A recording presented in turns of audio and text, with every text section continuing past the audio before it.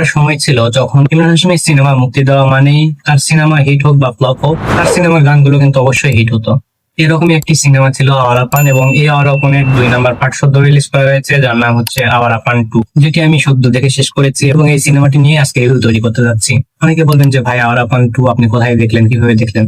আমি হল প্রিন্টে দেখেছি, কারণ বাটন ফোনের যুগে আমি 3GB প্রিন্ট দেখে অভ্যস্ত।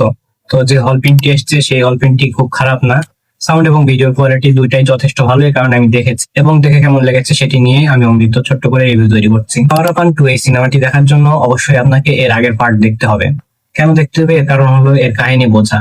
কারণ আমি আগের পার্টে যদি বলে দিই যে নায়িকা মারা গেছে, তাহলে হয়তো বা আপনারা অনেকেই বুঝতে পারবেন যে আগের পার্টে হয়তো বা নায়িকা মারা গেছে, কিন্তু নায়িকা কেন মারা গেল, নায়িকার সাথে আর কেউ মারা গেছে কিনা, নায়কের সাথে নায়িকার কি সম্পর্ক ছিল, এইসব বিষয়ে আওয়ারা পান 1 দেখে আপনাকে জানতে হবে। এবং আওয়ারা পান 2 এ ঠিক তার পরবর্তী সময় থেকে ঘটনা দেখানো হয়, এবং ফার্স্ট পার্টের মতো এই সিনেমাটি হিউম্যান ট্রাফিকিং বা মানব পাচারের উপর নির্ভর করে গল্প তৈরি করা হয়েছে, যেখানে প্রথম পার্টের পর থেকে ইমরান হাশমির জীবনে কি কি ঘটে এবং এই পার্টেও তার একজনের সাথে ফ্যামিলির মতো একটি বন্ড তৈরি হয় এবং তাকেও একটি গ্যাং কিডন্যাপ করে, এবং এরপরে কি কি হয় সেই সব বিষয় এই সিনেমাতে দেখানো হয়েছে। সিনেমাতে মাঝে মাঝে ইললজিক্যাল কিছু বিষয় দেখানো হয়েছে, এগুলো খুব এম্বারাসিং ছিল। সিনেমা সম্পর্কে অল্প কথায় বলতে চাই, তাহলে বলতে হয় যে এই সিনেমাটি ছিল পুরোপুরি ইমরান হাশমির উপরে নির্মিত একটি সিনেমা, এবং সিনেমার মাঝে মাঝে পুরাতন সেই গান, পুরাতন সেই টোন নিয়ে এসে আপনাকে বারবার নস্টালজি ফিল করানোর চেষ্টা করা হয়েছে। বাদ বাকি সিনেমা আমার যে খুবই ভালো লেগেছে তাও না, আবার যে খুবই খারাপ লেগেছে তাও না।